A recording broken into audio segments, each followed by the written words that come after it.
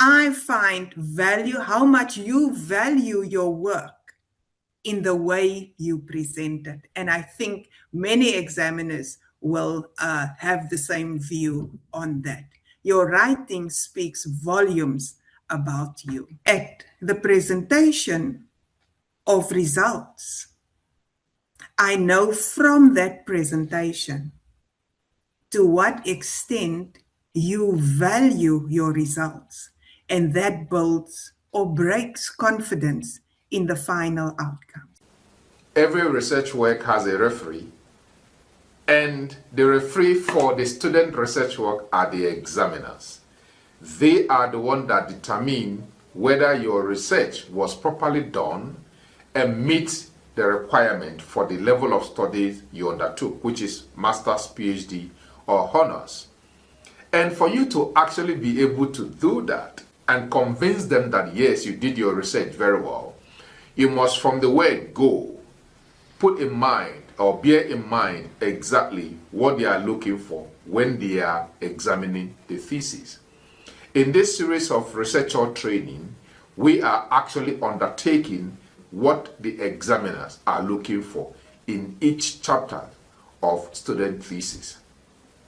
And in each of the chapter, we are looking at what makes or break that particular chapter. So, join us again as we look at another chapter, which is chapter 4. And in this chapter, we'll be looking at what makes or break your chapter 4 or chapter 5 as the case may be, which is data analysis and presentation chapter. Stay tuned and learn with us. Last week, we invited a guest speaker in the person of Dr. Bongi Nkata, who spoke to us on what the examiners are looking for in your methodology chapter after we had treated what the examiners are looking for in your literature review chapter. It is just 1 minute past 10 a.m. Professor, is you ready? I'll quickly introduce her. Prof. Veruscha Fester is a distinguished chemical engineer. She has Doctor of Technology in Chemical Engineering and currently serves as the Assistant Dean, Research, Technology, Innovation, and Partnership at the Faculty of Engineering and the Built Environment, Cape Peninsula University of Technology, CPUT, in Cape Town. Alongside this role, she holds a position as an Associate Professor at the Flow Process and Rheology Center with over 15 years of research experience. Her expertise centers on non-Newtonic fluid dynamics, particularly focusing on the rheological behavior of highly concentrated suspensions and their impact on friction losses in the mining industry. After a research visit to Leeds University in 2007, she integrated nanotechnology into her work, focusing on metal oxide nanoparticles for applications in textile wastewater treatment and heat transfer fluid. Current work focuses on application of rheology in optimizing renewable energy system.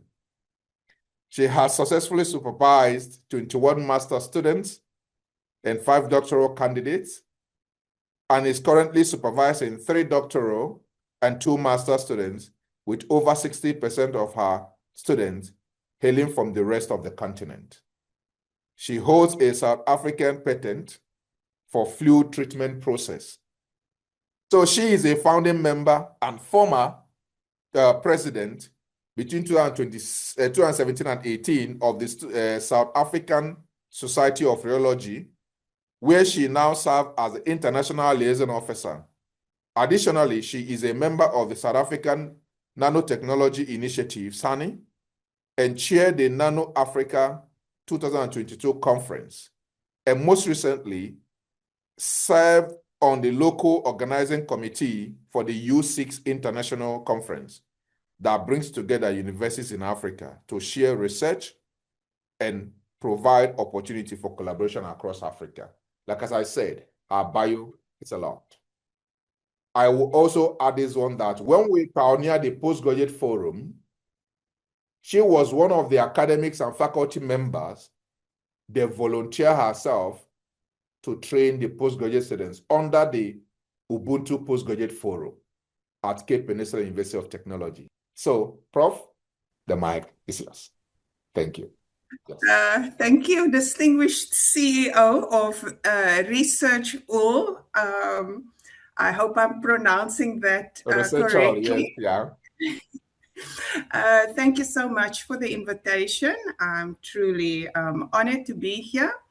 And I'm glad that you said, this is a hub. It's a family that comes together to share their experience and work together. And again, today, I can give you a long list of how to tick the boxes.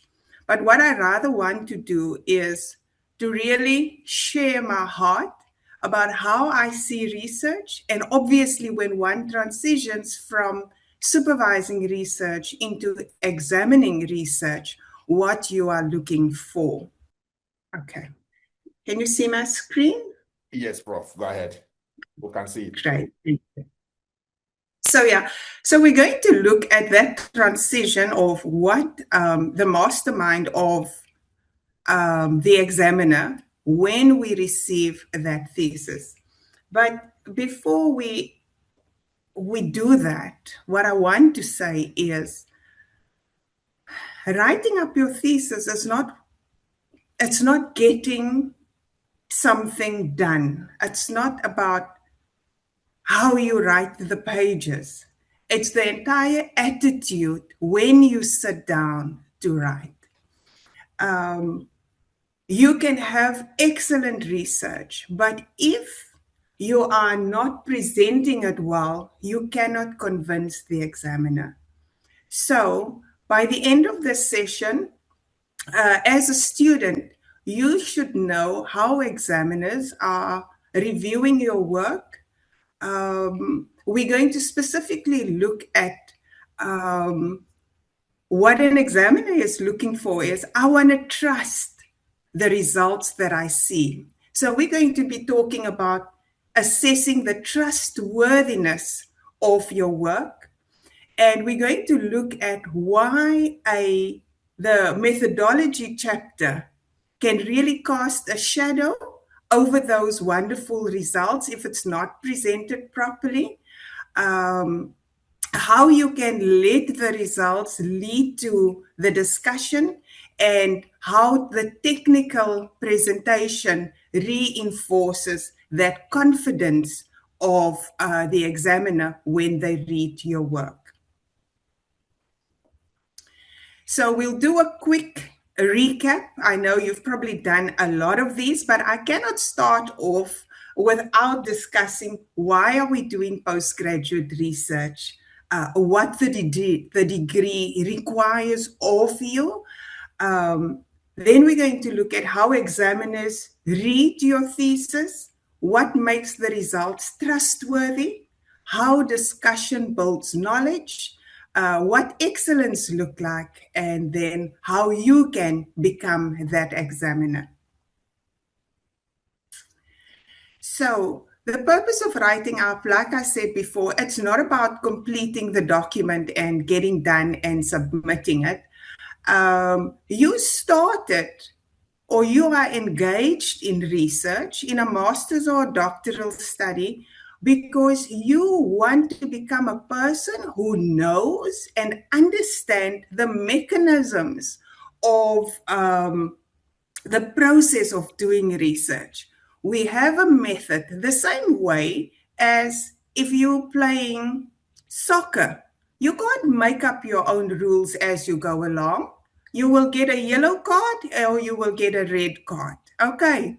And it's exactly the same that happens when you're writing, when an examiner is reading your thesis. There are certain rules, and if you do not abide by those rules, you will get a yellow or a red card.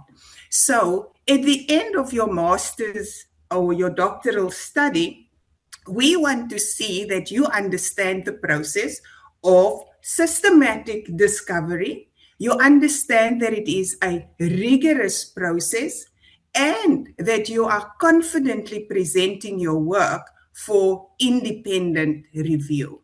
So that is part and parcel of this journey. So what you are doing when you're doing research, I always take the analogy of, an investigator or a lawyer going to court. And nothing will stand if you do not present the evidence in the proper way. And anything in a court case, if the evidence have been tampered with, if it's not presented in a way that is acceptable to all and believable, then the case cannot continue. And it's exactly the same way when you're doing research. Remember, you are investigating something. You have a question and you confirming that the rest of the world, or at least some part of the world, is looking for the answer to that question. And when you're writing up your research, you have now found that answer and you presenting it to everyone else. So everyone else that's been asking the same question, they want to see that you followed that process. And then when they see the results, there must be confidence that this is true. So you start with a problem, you're reviewing the literature because you want to convince everybody that this is a problem. Then you need to decide, and this is a very important part, how you're going to investigate this. And for each type of research, as you know from your research methodology, there's a certain pathway which is the best one to do that research. Then when you carry out those methods, you are collecting the evidence and you have to convince me as an examiner that you've tested that and that those answers that you are getting are valid, they're accurate, and they're repeatable. That if anybody else will do this, then they will find the same answer. So that's important. The evidence is important for me to believe the analysis, the discussion, and the conclusion. So this is a very important part. And if you have any of those links are weak, as an examiner, I begin to question what is presented to me.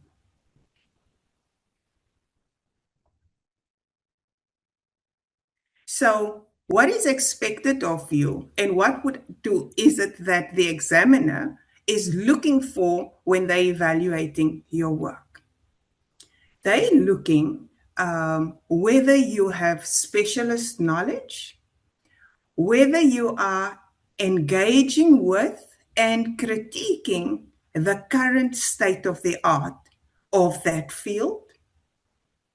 We're looking whether you can evaluate the production of new knowledge, whether you're using the appropriate methods, whether there is independent learning, and that comes from when you critique, when you're engaging with your data, how you communicate it, and how you defend substantial ideas. At doctoral level, of course, you must be at the forefront of the field. You must be contributing significantly to the scholarly debate. You can, at that stage, develop a new method, and that will be assessed. We're looking for novel problem solving and an original contribution.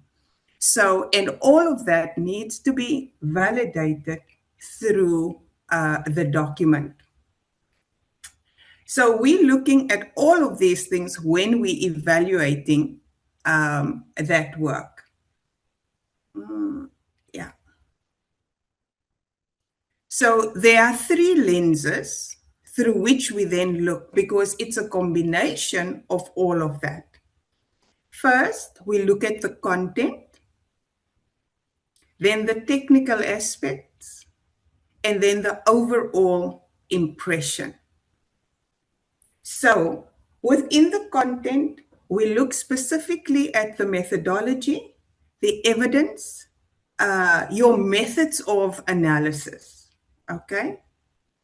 The technical aspects, chapter flow, language, referencing, figures, tables, appendices. And then in the overall impression, we bring all of that together. So it's very important, your statistical analysis and validation, proving to me that you have repeated your results under different conditions, create that confidence. That you have done the correct statistical analysis, ensure that it builds that confidence that the results that I see are true and real. So when you are writing up and when you are presenting your data, you want to remove all doubt. You want to prove through the presentation of your results that you are confident and that anybody reading your thesis can believe and trust your results and your outcome, because that is supposed to extend the current state of knowledge.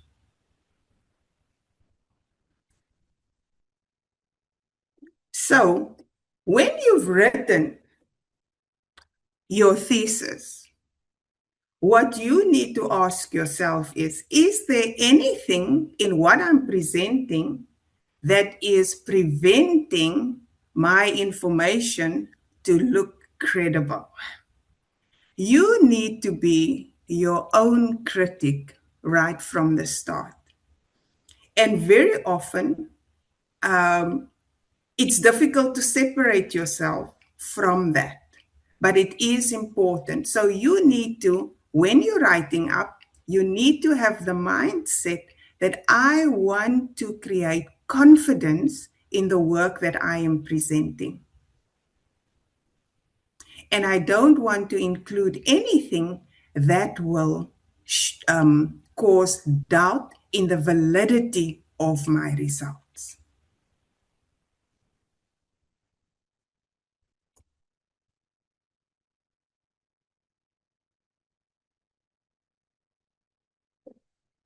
So there are certain things that we are looking for.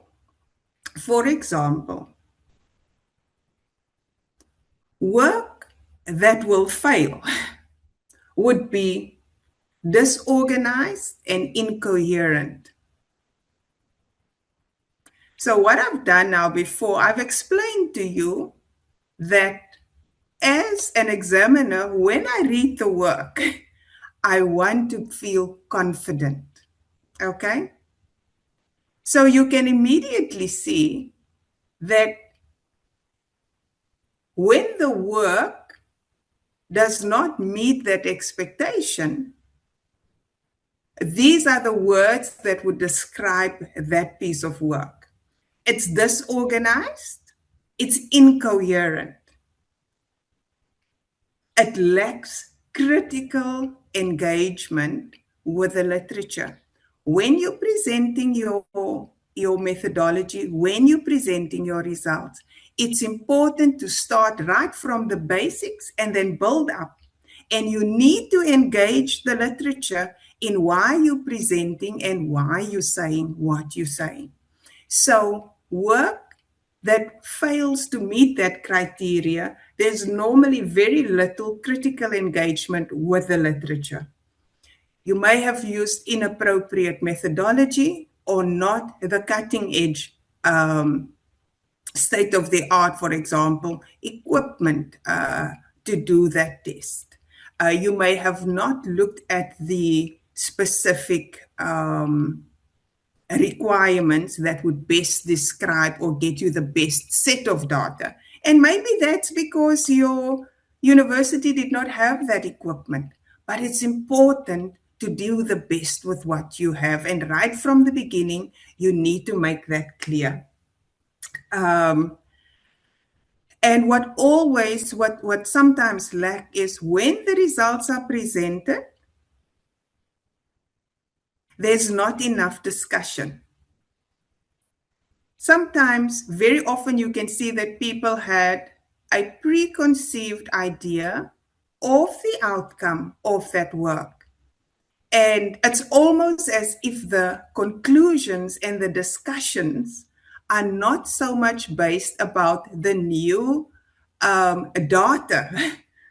So that's why it's important that you look, and the data needs to lead the discussion.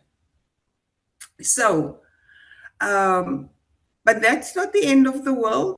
You can, or no. So when any of those things are present, there's no way that the work can pass. Okay. So when major rework is required, normally it's about the critical analysis of the results. And again, it's that discussion. Looking at the results, let the results lead, not you with preconceived ideas. So you start with what the result is, and that's what we're looking for. We're looking for whether you are using your own information to build on the current state of the art. And you're discussing your own results first, but then very importantly, you cannot discuss that in isolation. And you must critically link it to the right literature that supports that, or it's very important that research is all about an academic debate. So we want to see that you're saying, this is different from UCHE 2023. We found a similar trend as this person. You may even want to compare their results critically, put it on the same graph as what you have. That strengthens confidence rather than just saying that is the same. You want to engage with the literature. And very often that is missing within the discussion. Minor revisions requires normally, or it would show you have sufficiently discussed, and there's only a small things that, it's slightly technical things. But again, with a major rework, normally the graphs are not well presented. The axis legends are not clear. You didn't take the effort to present it nicely.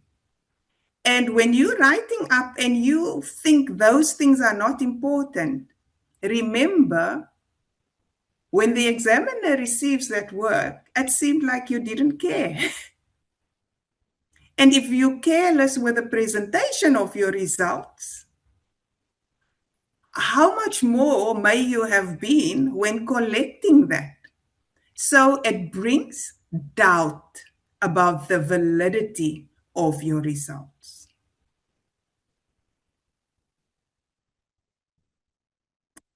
I want that to hang there and for you to think about it. Sometimes students get very upset when the supervisor asks them to improve the graphs. Make it bigger, make it more legible. And you're thinking, I just want to finish this. Can't they see what's in there? You throw down your thesis, you don't want to look at it for 2 or 3 weeks, and you give it back slightly improved. Now, your supervisor wears an examiner hat very often.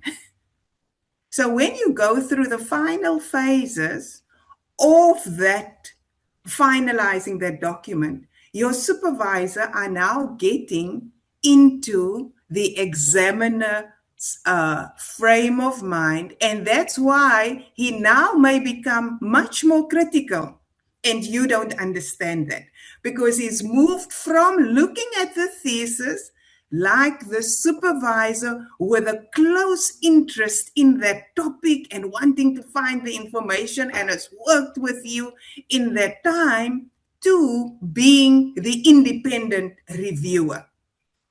And very often that's where you get this, my supervisor is not nice. He asked me to repeat things and keep on doing things over and over. And I'm just not sure what I'm not doing right. So I'm telling you, when you present your results and it's sloppy, I lose all confidence in your methodology. As an examiner, I'm immediately going back and I want to go and look at the rigor of how you described that. I'm going back and I want to see how many times did you repeat that. But if the results are well presented, somebody has taken good care to draw the graphs beautifully, to make it the best that they can, clear legends. And these would all be in your guidelines.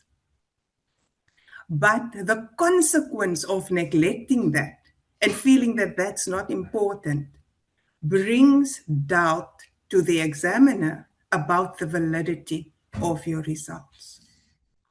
Then work that passes without revision normally combines all of that. They are excellent arguments, flawless technical presentation, and they clearly show their contribution.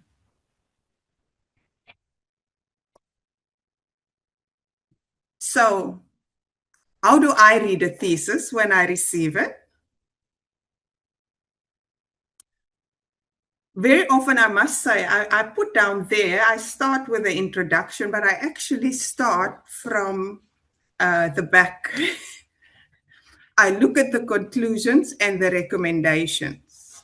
Okay, quick, that last page. And then you would go to the introduction. And I immediately see, because when I read the conclusions, in my mind, I can see I anticipate what the questions were. So I then go back to the introduction. I read the introduction.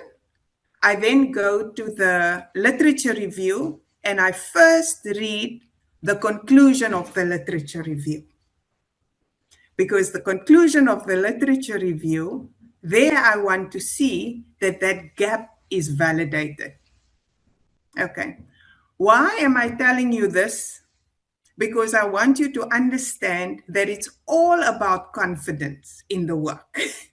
Once I have established that the conclusion matches the original question that was posed. So my next question is, how did this person get to that? Okay. So now I go to the methodology, the presentation of the results, and I'm interested to see how the person went from the question to the answer. And now I want to see that your methodology and the way you present your results is telling me the story. So, and this is, when I then look at the results or the examiner, and you see it's not presented well, now you begin to question. Is this real? Is this trustworthy? And to what extent was the conclusion drawn from the results? So it's so important. I need to see evidence of those main claims that steps right off the pages of what you have presented to me in your results section. So I should have a graph. I know there's probably people from different disciplines here. And please, if I keep on referring to graphs, it's just a natural thing from the type of work that we do. But, or images, your results. When I look at a graph or an image that's presented to me, it should already show me the same as what I've seen in the conclusions. So from the conclusions, I'll be looking for evidence for each of those statements that you are making. And that's important. And that is something that students very often neglect, because they run out of steam when they get to the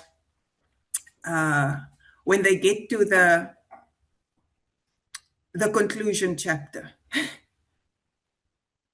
But remember, that might be the chapter where an examiner that reads like me start with. And also, what a lot of students don't understand is the importance of the recommendations for future research. Because as I'm reading your methodology chapter, as I'm looking at your results, I am seeing, or I'm wondering, I wonder why they didn't do that. I'm wondering why they did not also do that test. There may be some of the things that only at the end of the study that becomes more obvious. And you're thinking, oh, if I had to start all over again, this is what I would do. And those are the thoughts. You see, your recommendations for further research are very closely related to your results and your discussions. Because in there, you will be finding things that you're thinking, I wish I understood that. I wish I know that. But those are the things based on the timelines. You have a certain timeline in which you have to resolve that. But that is a reflection. If your recommendations for future research are really just a list of additional things and do not tie up with what I see in your results and in your discussions, if they're not well aligned, again, it produces doubt in the validity of this new results and theory that is presented. So overall, like I said from the beginning, research is a journey. You're starting somewhere, you have this question, and now you have these results. And as an examiner, I have this question: can I trust the results? And the only way that you can confirm to an examiner that these results are trustworthy is in how you present your results and how are you showing that you have engaged in a rigorous process to analyze and ensuring that your results are robust and reliable. Proper statistical analysis and the discussion of that.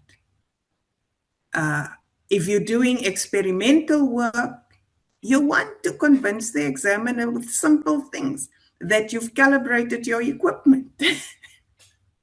It sounds very simple. You're busy with such important work, but it's important to validate that.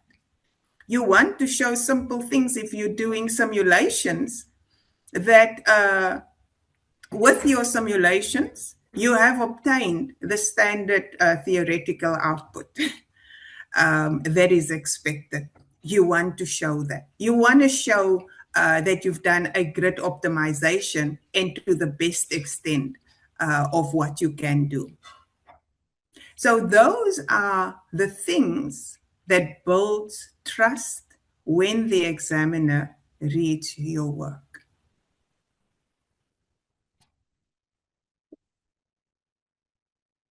I wrote a little narrative and it said, when I've seen the outcomes, I want to know if those outcomes are valid. Can I take it with me as something that I've learned and implement as part and add to my knowledge base?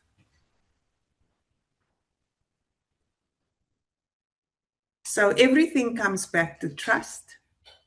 If the methodology creates doubt, the results, that doubt will be carried forward in when the person look at the results.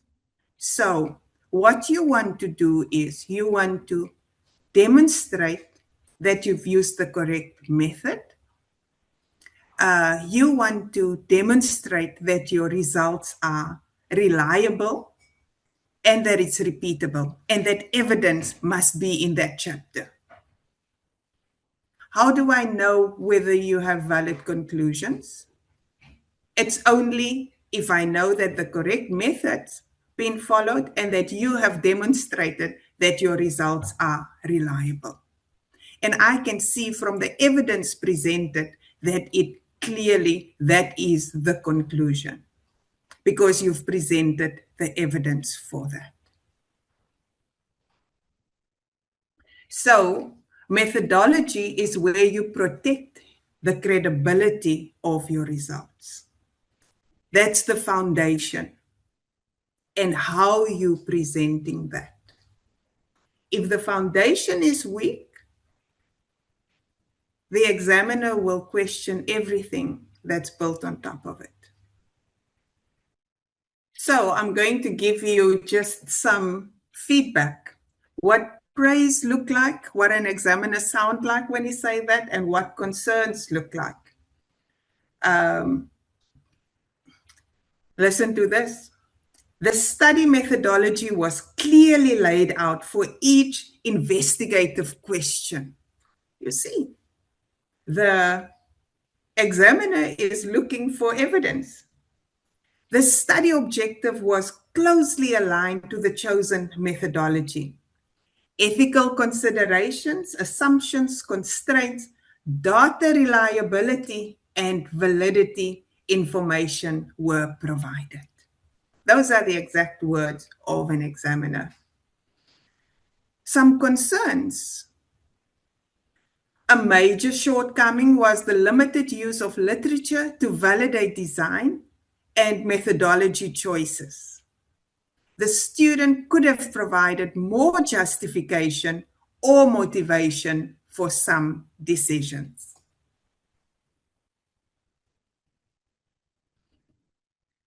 Every method must have a reason. Your research question, there must be evidence to suggest why this is investigated. Your method states how it will be investigated, and it must be the correct one. Your data is the evidence that's been produced, and that's why, you must take such great care to present your data. It really changes the perspective of the examiner.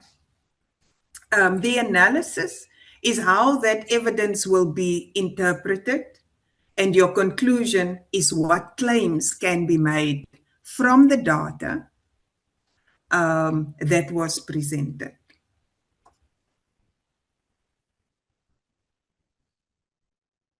And I think that's just, again, a repeat of the same. So your results are not just, I've put it together. They're not just decorations. So you can have beautiful tables and beautiful graphs, but if it's not providing the strong evidence on which your conclusions are based, then they're also no good. If there's no evidence that it's reliable, it doesn't matter how nice your graphs are plotted. If I can't find the evidence of reliability, reproducibility within the work, there is doubt.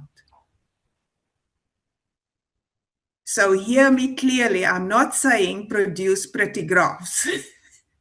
Yes, you should, but there's a reason for that. And that information should lead your discussion. And it must, you providing the evidence. This is why I'm saying this is the outcome of this work. This is what we can conclude. This is the answer to that research question.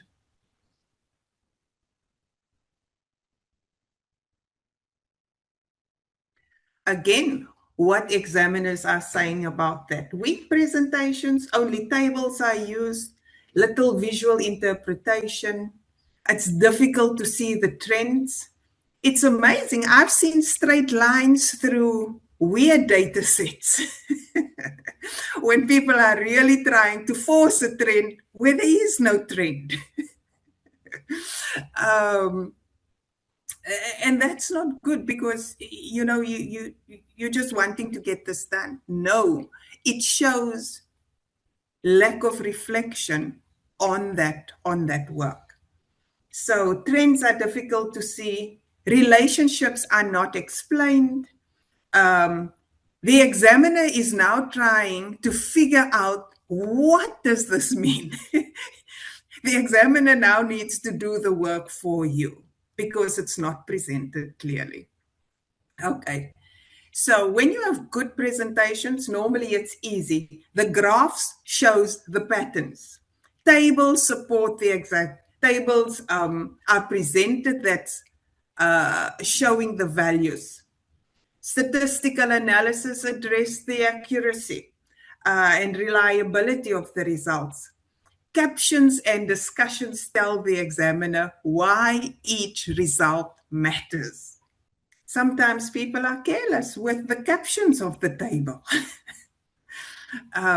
But those are important points making a statement, and overall, that's your evidence that leads to that conclusion. And those captions should be aligned with the main thread. It's not just table 5.1 shows this. No. You must carefully think about what you're presenting, and it should all be, there's a golden thread that goes through the work. The captions and discussions tell the examiner why each result matters. Clear graphs show that you value your results. Readable axes, correct units, clear captions, professional resolution. It's discussed in the text. Oh, that's very important. And it supports the arguments. Functionality of figures and tables is part of the examiner's report. And that is why the examiner reports on that. Because clear graphs shows you how you value your results. I'm going to say that again. Clear graphs shows how you value your results. That's the message that it conveys. I always tell my students, your writing tells so much about yourself.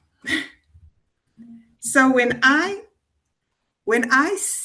you give me a piece of writing, something that you wrote, 1 or 2 pages, I can tell you a few things about yourself.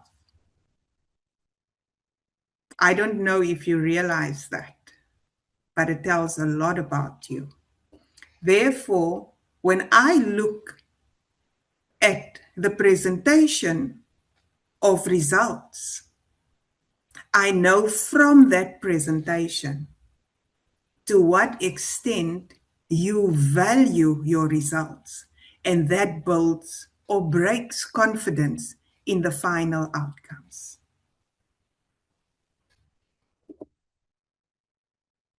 Statistical analysis builds trust. Data accuracy trust. Without that validation, the work cannot lead to trustworthy new knowledge.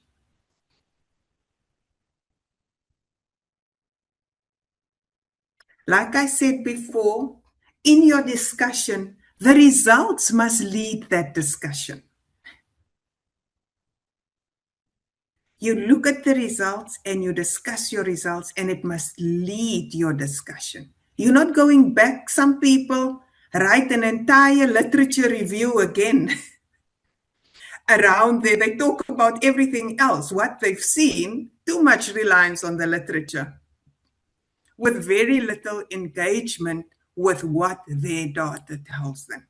So when you're writing your discussion or your analysis chapter, you look at your results, your graph, and you see what it tells you, and then you build up from there. In the literature, you do and you discuss what other people found.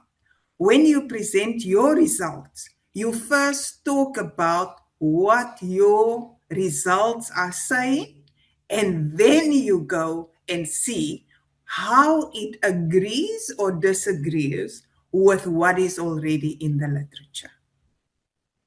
I've seen more and more in recent years that people don't talk about their own work in that discussion, but they talk a lot. This person said this and this, that person, yes, but that must stand on you having discussed your own work first, and let your results lead the discussion. So you look at your finding, behavior, the comparison, explanation, and final implication. You need to build an argument like a detective. Build your arguments like a detective. Your evidence should be presented bit by bit until the conclusion feels inevitable. It leads to evidence. It's not all over. And that is what happened. It's very clear to see that when somebody uses and start and let their data lead. So you look at your observation. This is the time when you're presenting your work. So you look at your observation, you look and you present the trends that you're finding, you validating it statistically, then you compare it with the literature and you then interpret it and you conclude it. That's what we're looking for in that presentation of your results and your analysis or your discussion chapter.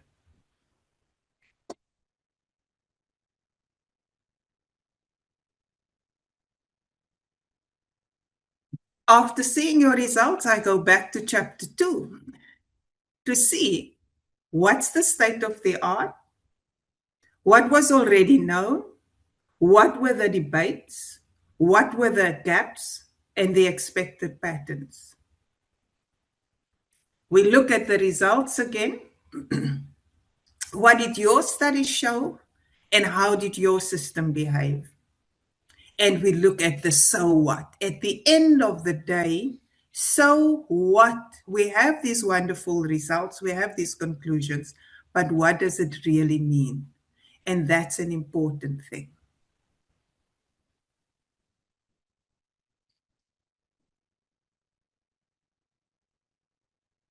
What I've also seen is that people can draw grand conclusions from very weak foundations. Okay? They overclaim. But the evidence does not support those claims. And you must be careful. If ChatGPT is going to help you, it blows everything out of proportion. It will rewrite it in ways and introduce new thoughts that separate it or separate from your actual work and what you've presented. So you must make very sure when you language edit that the core principles of what you found are being presented and not overclaiming. That is a very important point. So, justified claims are built on the evidence that you've presented and the way you have discussed that. And that would bring strong conclusions, justified claims, as well as raise good future work. So your conclusion should be ambitious enough to matter, but disciplined enough to be trusted based on your results presented and how you have discussed that in the light of the literature and the state of the art of the current knowledge. So what examiners often find, what an examiner appreciates, results were presented in an organized manner with relationships between the main parameters. The discussions linked findings to the investigative questions. Can you see that golden thread? That's what they're looking for. Very often things that need strengthening, only tables were used. You could have used something else. Literature should have been used to correlate findings with previous work. Can you see? It seems sometimes like I'm contradicting myself.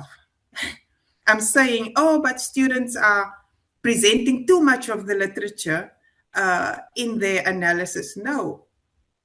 All I'm saying is you must, when you present your work, you discuss your own findings first and then consistently compared in the light of your questions with the literature and present it in such a way that you can see this is an extension to the current state of knowledge. Okay, what examiners means when they say, they will say it lacks critical analysis. What does this mean in plain words? You told me what happened, but not why it matters. Justify the assumptions. Show me why I should accept your method and interpretation. Improve results section structure. Lead me logically through the evidence. Use literature to validate choices. Connect your decisions to accepted knowledge and practice.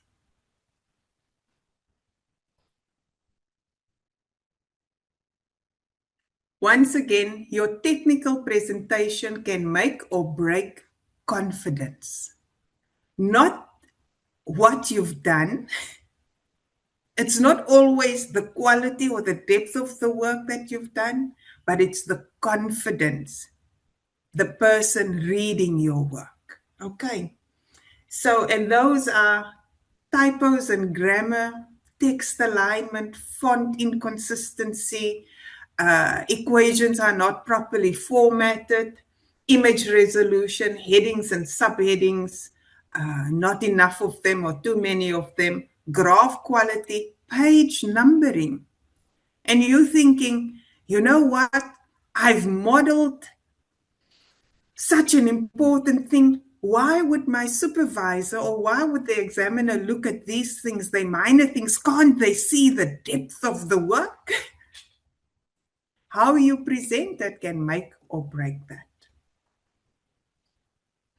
The examiner, remember when we started this, I said there are rules for every game. So the examiner is constantly looking for the basic foundation of scientific writing.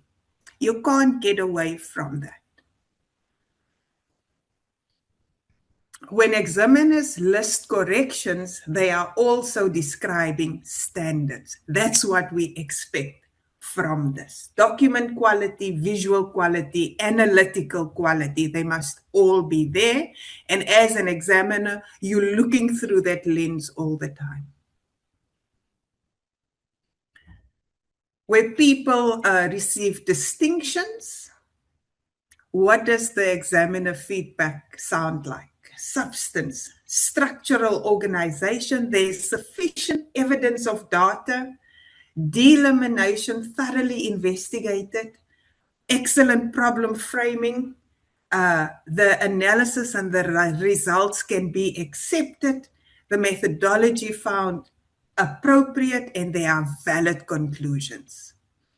References in proper format, language level strong, consequences of the research process understood, technical presentation is perfect, study recommended for clear distinction.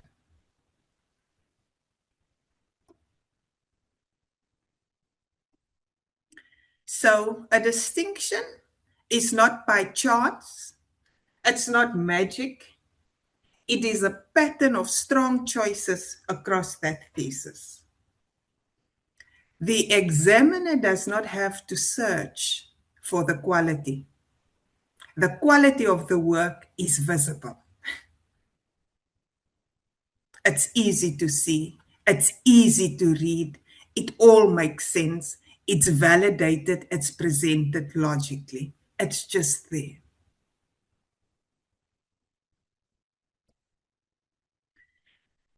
To move from adequate to excellent, it's not about more data, it's the level of interpretation of your results and how you're communicating it.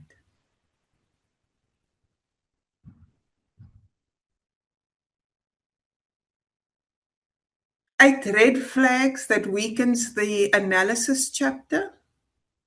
No link to the research question. The methods are not justified.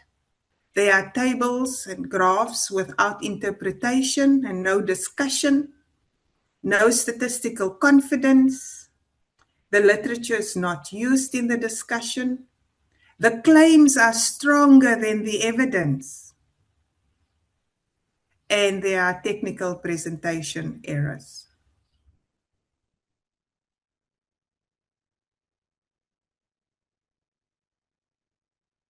A strong analysis paragraph has 5 moves. You start with the results, you look at the patterns, you present the evidence, you bring in the literature, and then you derive at the meaning of that work. And that's very clear. That's what that chapter is supposed to convey.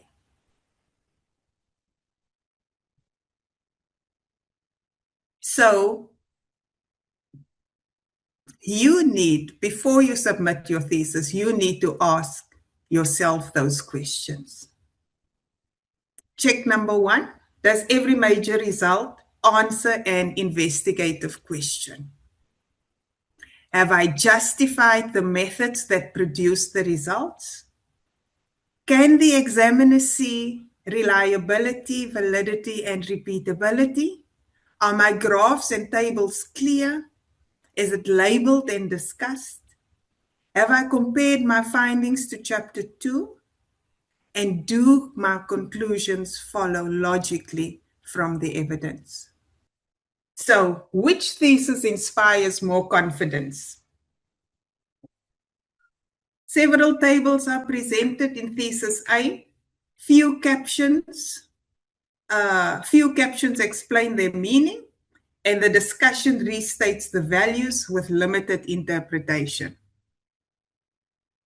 Thesis B, graphs highlight trends, gives exact values, there's statistical support, the discussion explains the behavior and compares it to literature.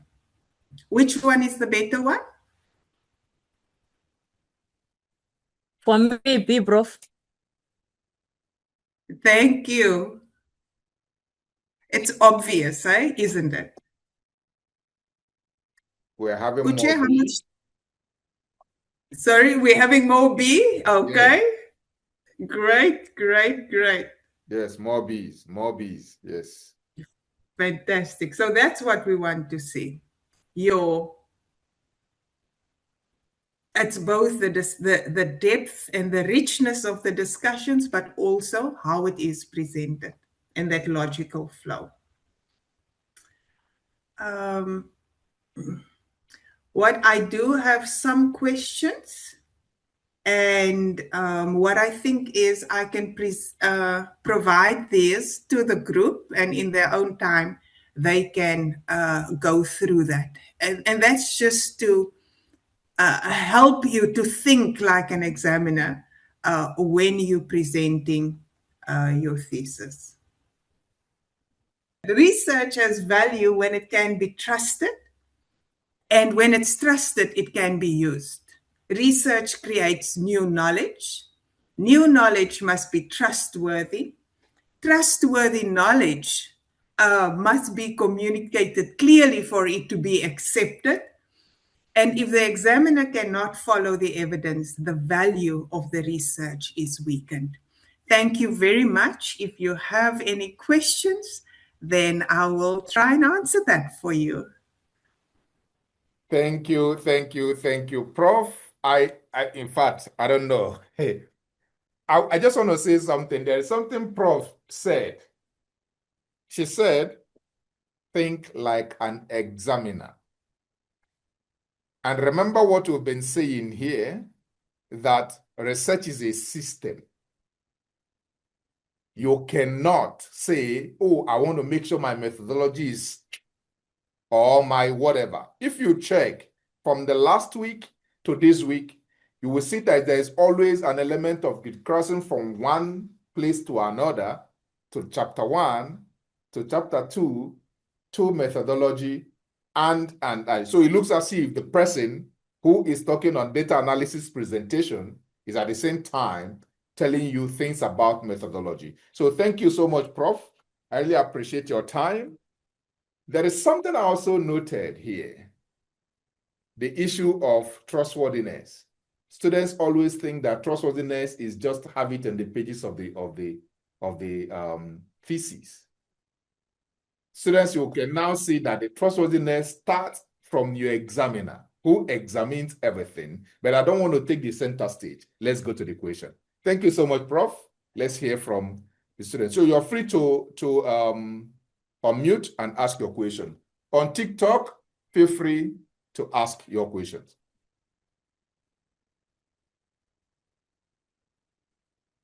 Go ahead, Dubisani. Good morning, colleagues. Thank you very much for the presentation, Prof. My question is that when the examiner examines a thesis, is it the same as when the reviewers review the proposal? It is similar, with the main difference being the examiner has the results, where the reviewers of the proposal can only see what your intentions are. But those reviewers need to look at the questions, where you want to go, and they can at least give you specific guidance on the methodology that you are suggesting to use. Okay, thank you, Prof. Okay, thank you, Prof. And Senazo, go ahead. You can unmute.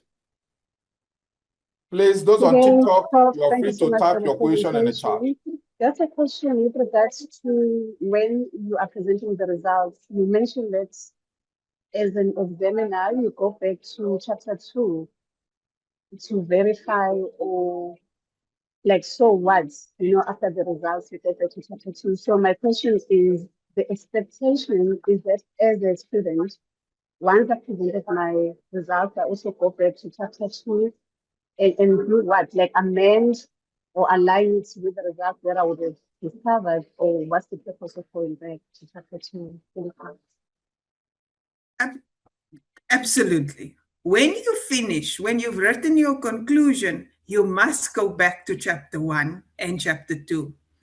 Because depending on how long your study's been, some people forget that 3 years ago, they wrote that chapter 2 to submit it. And there's 2 years, there's new work. You have an expectation, you have some ideas when you start with your research, but your actual evidence can lead you to a different way of thinking about your work. And that needs to be aligned then. So your chapter 2 must be aligned. I'm not sure, you're not looking convinced. So at the end of your work, for a student, when you're in student mode, you're like, okay, I did my proposal. And you did a part of the literature review. So your supervisor might ask you, okay, give me a full literature review after writing the short one for the proposal. So you give him a detailed literature review. And now you're moving on.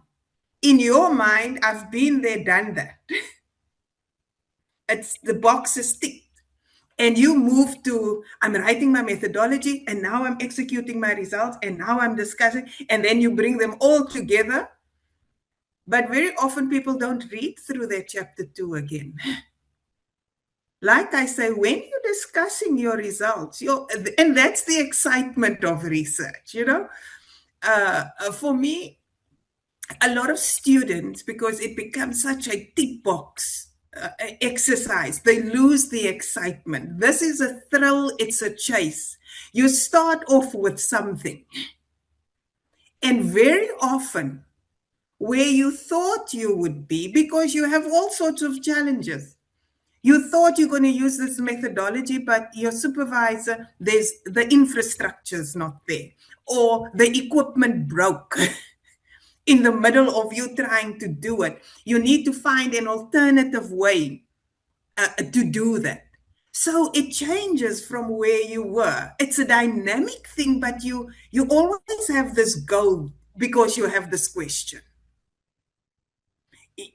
And you're working towards that. So you're navigating a lot of things in between. So you must go back, because at the end of the day, you should, and that's why I don't read all of that theory, blah, blah. No, I go to see the critical analysis. I look at the conclusion of that literature review, because there you would have highlighted it.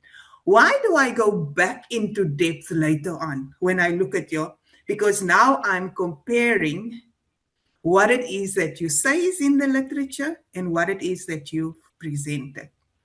So if you have changed in the course of doing your work and you don't go back and align chapter 2 with that, then there's this, there's not that golden thread moving and reading through the thesis. So it's very important that you do that.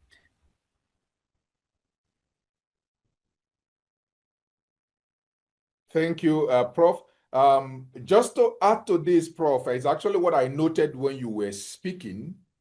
You talked about at that final stage, or towards the final, the supervisor becomes more critical. They has moved away from just supervision, but to looking at the thesis from an examiner's perspective. And then I wrote something, approving chapters does not mean no comment on that chapter later. And now when a supervisor has approved chapter 2, and then by the time you presented the result, and the supervisor or the entirety and supervisor now goes back to chapter 2 and begin to say, we need to review, you need to do more review on this. You need to adjust this, and the student will be like, you've approved this. So why going back there? So this is exactly close to the question Senazo asked. And I wrote it when you were presenting, and I said, I will reiterate it again, that by the time the supervisor switches to examiner mode, so many comments will still come from chapter 1, chapter 2, chapter 3, that you think you are done and dusted. So I always tell students, preserve your motivation. Preserve some. Because once students finish and submit, their mind just disconnects immediately, and they are done. Oh, thank God I'm done. Then by the time those comments comes to revisit those chapters, they feel it as an attack, as if the supervisor doesn't want you to graduate. So thank you so much, Prof. Prof, do you want to say something on that? Yeah, that's so true. I must say, I try to tell my students, you know, the real work starts once you give me the first full draft. And for many students, that's the end of their journey. And Yes. they're not ready to receive anything. But the excitement and the learning, if you resist that process, there's so much of learning that's being lost. And having good discussions with your supervisor at that time, being able to defend your work and saying why you did what, why am I saying that? That's the most exciting part of the research journey. That I can guarantee you. Thank you. Thank you. Thank you, Sinazo. Yes, Prof. Thank you so much. Lydia, I think you ask a question. You're free to unmute and ask. Yes, thank you. Thank you for the opportunity, Prof. Greeting, Prof, from Where are you? Namibia. We're looking for you. Go ahead. Go ahead. Can you hear me? Yes, go ahead. Yes, you can. All right. It was really a wonderful presentations. I am now even putting myself into your shoes. You really understand what you are doing, Prof. You are very excellent at what you are doing. You are very beautiful in and out. Your Thank you. presentation is very rich, and it was a bit, because of time, it was a bit faster. I am requesting you to assist us by sharing us maybe with ResearchULL. I personally need that presentation. I am, however, having a question that you mentioned something like results being tampered with, or what? Yeah. What do you really mean? Mm. You mentioned like if the evidence has been tampered with, Oh, there's what I, something. yes, Yes, yes. what do So you mean? that was my analogy. You know that if, for example, there is, I like this detective story. So if somebody, say, for example, there was an incident and the policeman on the scene did not fill in his documents properly, that case is thrown out of court.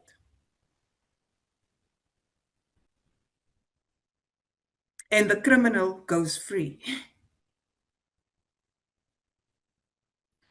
And that is what I'm trying to say. When you execute your research, it must be in such a way that you follow the rules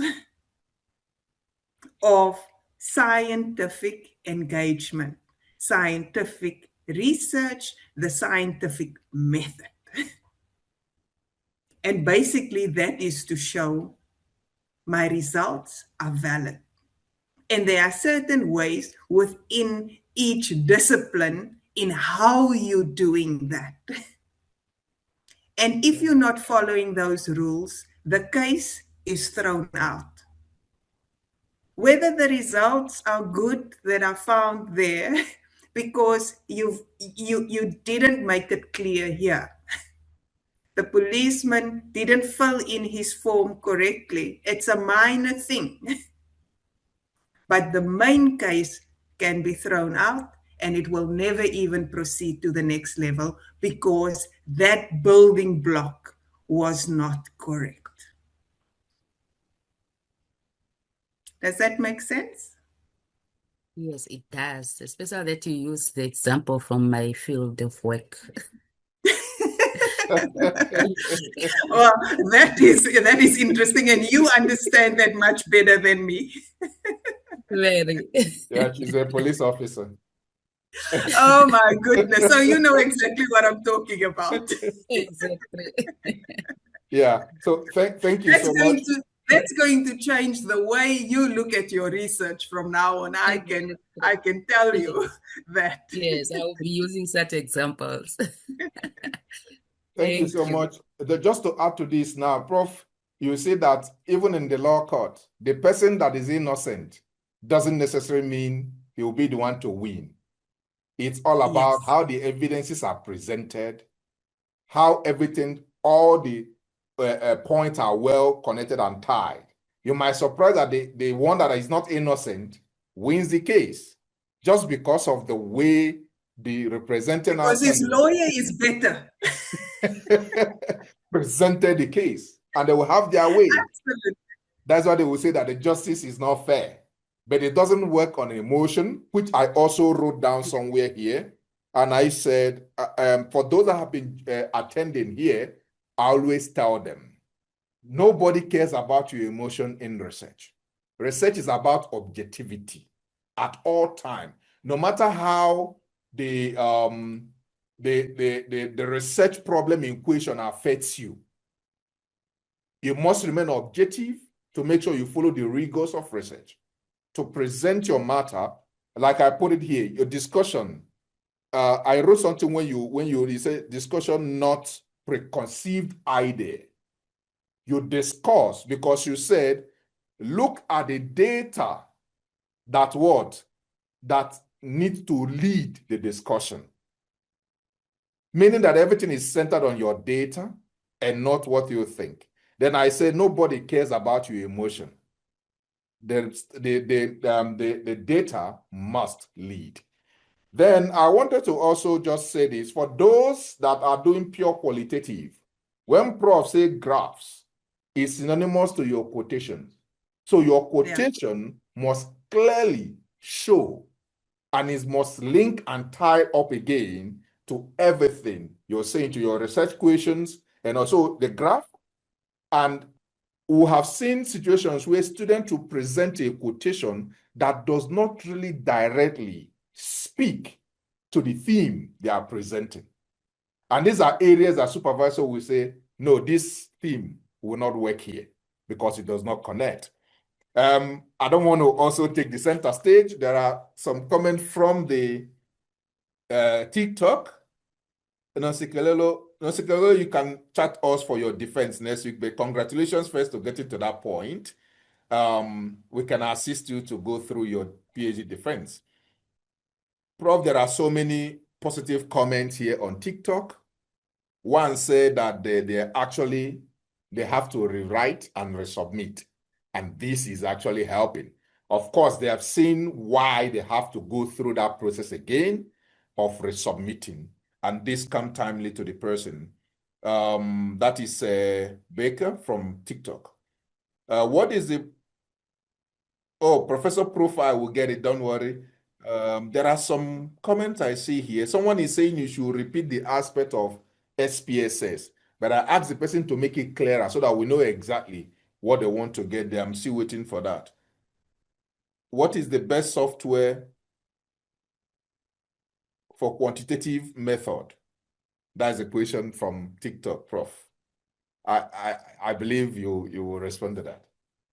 It depends entirely on which discipline you are in. So there are many methods, and obviously your supervisor will be the leading expert in that field that can identify that. So yeah, so it completely depends on your discipline. Yeah, thank you, Prof. It's part of the things you also say that there is no best method. There is no part of your methodology and what you're selecting, what Yes. you're using. You need to be able to motivate that. Exactly. So there is no best software. There is no best method. It all depends. What you think is weak might be the best for another, based on what they're investigating, based on the method they've selected, which is informed by the literature to say, I've done extensive study in this area, and this method has proven to be a formidable method that people in this field have used to do their research appropriately. So thank you, Prof. Just me putting the icing on the cake. Okay, I want to just read some things I noted here because I know there are a whole lot of things when you were talking. You mentioned confidence a lot. Confidence, confidence, and confidence. So, students, basically, I want Prof to still tell us what does she mean by that confidence? Why does she repeat that confidence a lot? I know it's a bit clearer, but I want her to now leave the presentation now and now speak to us and go deeper into what she means about the confidence on the examiner side. Thank you, Prof. Let me see how I can try and make that clear. So I want to know that what is presented to me is real, that it is validated, that I can believe the results. So there are certain things that will be in place. Like I said, a very basic thing like I work in pipe flow, so I would like to see if you've done a test that your water results agrees with the theoretical results that are available. So, and that builds confidence that whatever else I'm going to be seeing, you followed the right path. You've tested your work. It gives me confidence in the results. Because it's new. You're going to develop a new theory. I can't just believe that. I need evidence that this would be real, that I can use that equation in future to predict something. And somebody else is going to build a system based on your findings. So is that equation relevant? If that is derived from your data, I need to know that your data is correct. And in order for me to know that, if I go back to your methodology, I want to know whether the instrumentation that you've used were calibrated. It's as simple as that. If some of those things are not there, I begin to doubt. And the examiner will then doubt. Is that true? Was that the correct point? Is this real? So that's the whole thing about confidence. And that's why your statistical analysis will assist in building that confidence.